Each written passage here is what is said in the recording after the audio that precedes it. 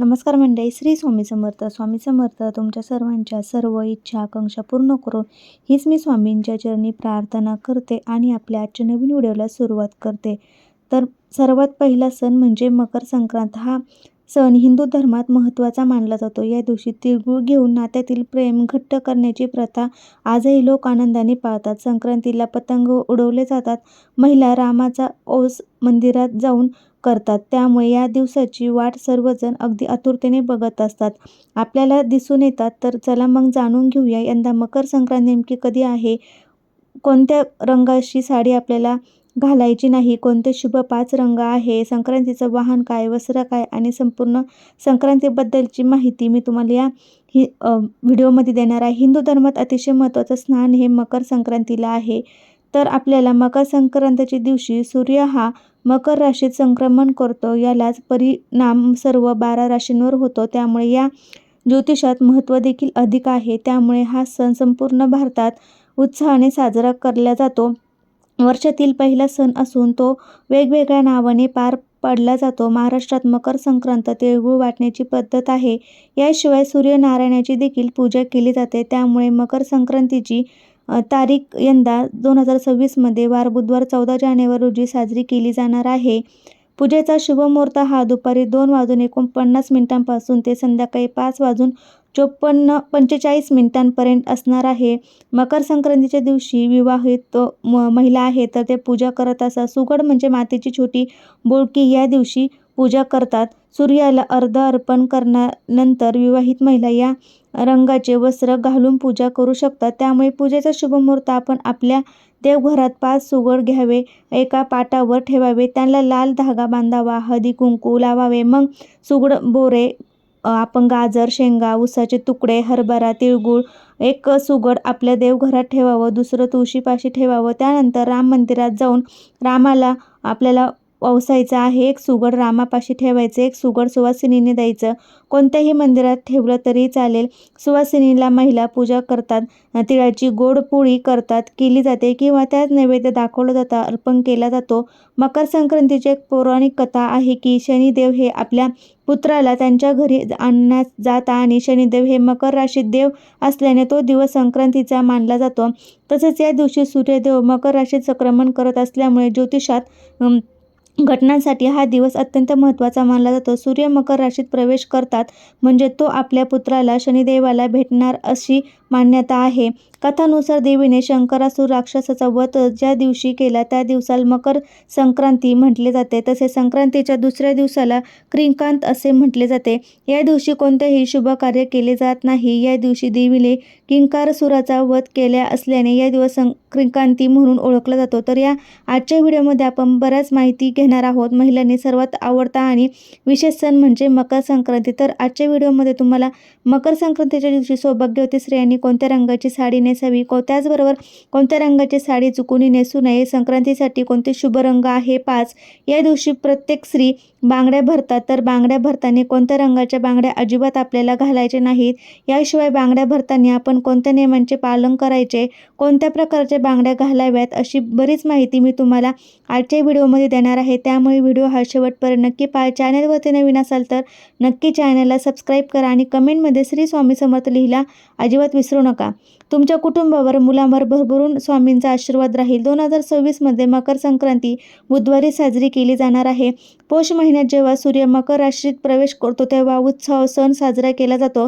या दिवसापासून सूर्याची उत्तरायण सुरू होते, म्हणजे सूर्य हा पूर्वेला उगवतो पण तो आता उत्तरेकडून थोडासा झुकलेला दिसतो आणि संक्रांतीपासून वातावरण थंडी हळूहळू कमी होते असे म्हटले जाते. संक्रांतीपासून दिवस हा मोठा होतो आणि मकर संक्रांतीच्या आधी दिवस हा लहान असतो आणि रात्र मोठी असते.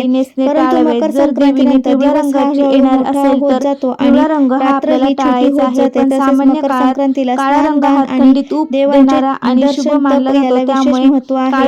या दिवशी पवित्र नद्यांमध्ये स्नान करणं खूप पुण्यकाळ मानले जाते. तसेच या दिवशी दान केल्याने सर्व प्रकारच्या मनोकामना पूर्ण होतात आणि खूप पुण्य मिळते. तसेच सूर्यदेवताच्या आशीर्वादाने प्राप्त होतो आणि विशेष म्हणजे मकर संक्रांतीचा सण या नात्यातील गोड वाढवण्यासाठी खूप महत्त्वाचा मानला जातो. कारण या दिवशी सर्वजण एकमेकांना एकमेकांना तिळगुळ देऊन आनंद व्यक्त करतात. तर अशा प्रकारे मकर संक्रांतीचे खूप जे काही शुभ रंग महत्त्व आहे. पण त्याचबरोबर स्त्रियांसाठी हा सण अतिशय महत्त्वाचा मानला जातो. आपल्याला वर्ज्य करायचा आहे. दिवशी मकर हळदी संक्रांतीला कुंकूला काळ्या विशेष रंगाची महत्त्व साडी दिलं जातं घालणे आणि शुभ हा मानले सण जाते, कारण सौभाग्यकारक थंडी सणही डूब देते आणि हा सण मानला थंडीच्या जातो. दिवसात येतो. या त्यामुळे स्त्रियांना काळ्या बरेच रंगाची प्रश्न साडी पडतात की या आपण दिवशी कोणत्या नेसायची आहे. रंगाची साडी तर नेसावी आपल्याला किंवा कोणत्या रंगाची साडी कोणत्या चुकूनही रंगाची नेसू साडी नये. आपल्या चुकूनही हिंदू घालायची नाही, तर धर्मामध्ये मी तुम्हाला प्रत्येक सांगितल्याप्रमाणे रंगाचं तुम्ही वेगवेगळं पिवळ्या महत्त्व रंगाची आणि साडी जी साधारण आहे तर असं ती महत्त्व आहे, चुकूनही कारण संक्रांतीला प्रत्येक रंग हा नेसायची नाही. तुम्हाला एक वेगळी ऊर्जा त्याचप्रमाणे प्रदान करत असतो. रंग सकारात्मक शुभदायी लहरी प्रदान करत असतात. काही रंग अशुभ मानले जातात, नकारात्मकतेचे प्रतीक मानले जातात. आपल्या हिंदू धर्मात काही 4-5 रंग असे आहेत की ते खूप शुभ मानले आहे. प्रत्येक कार्यासाठी किंवा कार्यासाठी जे रंग वापरले जातात त्यामध्ये पहिला रंग जो आहे तर तो हिरवा रंग हा सौभाग्याचा प्रतीक मानला जातो. की नवरी लग्नामध्ये हिरव्या रंगाचा चुडा भरत असते किंवा महिला लग्नामध्ये हिरव्या रंगाची साडी शक्यतो भरत असते, बांगड्या देखील भरत असतात, घालत असतात. त्यामुळे त्यांच्या पतीचे आयुष्य वाढतं असं देखील म्हटलं जातं हिंदू शास्त्रात.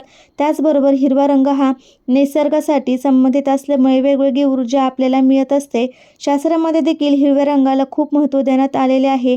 तणावाच्या प्रसंगी हिरवा रंग हिरवागार झाडांकडे किंवा हिरव्यागार गवताकडे काही वेळ पाहिले ते मनसोक्त पाहिले तर मन शांत होते. त्यामुळे हिरव्या रंगाला खूप असे महत्त्व आहे. आपण देवीची ओटी भरताना सुद्धा हिरव्या रंगाच्या ब्लाऊज पीस किंवा हिरव्या रंगाची साडी घेतो.